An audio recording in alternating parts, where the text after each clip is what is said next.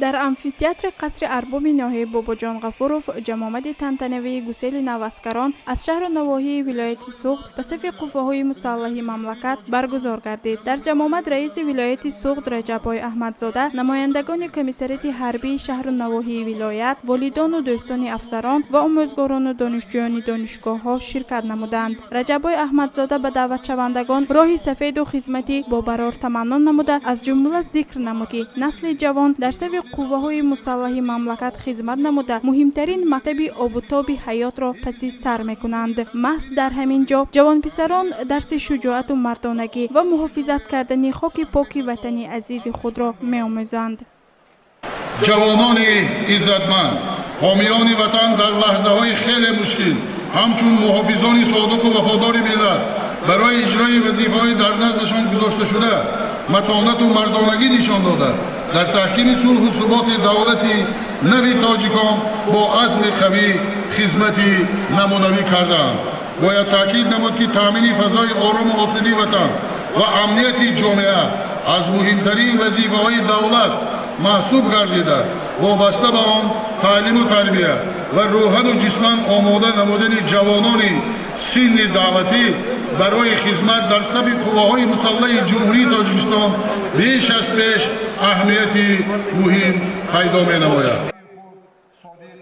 سالهای اخیر پدر و مادران به قسمهای حربی سفر نموده از نزدیک با طرز خدمت، شرایط و وضع زندگی فرزندانشان شناس می‌گردند. همزمان باید تاکید کرد که برای برد و باشت خدمتچیان حربی از جانب حکومت جمهوری تاجیکستان، وزارت مدافع جمهوری تاجیکستان شرایط خوب و خدمتی و معیشی همه‌جانبه فراهم آورده شده است. جواهر اشرف ختم کرده مؤسسه دولتی تعلیمی دانشگاه دولتی خوجند به نام اکادمیک باباجان غفوروف است. طول 6 ماه شود که در صف قوه‌های مسلح جمهوری تاجیکستان خدمت می‌نماید. از شرایط خوب خدمت یادآور شده جوانان را به خدمت دعوت نمود.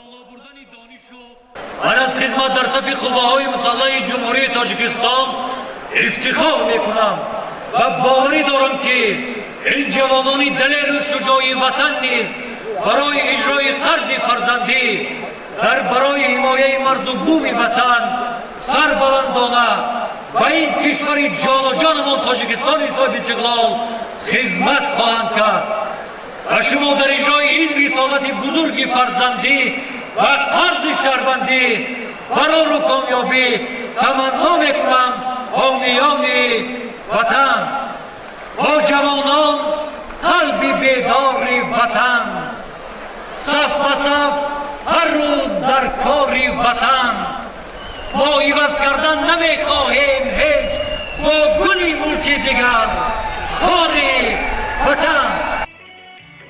هنرنمایی فرهنگچیان به خاطر گسیل نواسکران با سرود و ترانه‌های وطن پرورانه به چاره‌بینی فضای ادامه بخشید. یادآور می‌شویم که در جمهوری تاجیکستان طبق فرمان سرفرمانده عالی کشور محترم امام علی رحمان همه ساله و مراتب جوانان به صف قوه‌های مسلح کشور پیوست گردیده در این مکتب درس مردانگی و جسوری را از خود می‌کنند. گزارش فرهناز نبی و شهرت حمیدوف برای برنامه اطلاعاتی نگاه دیار.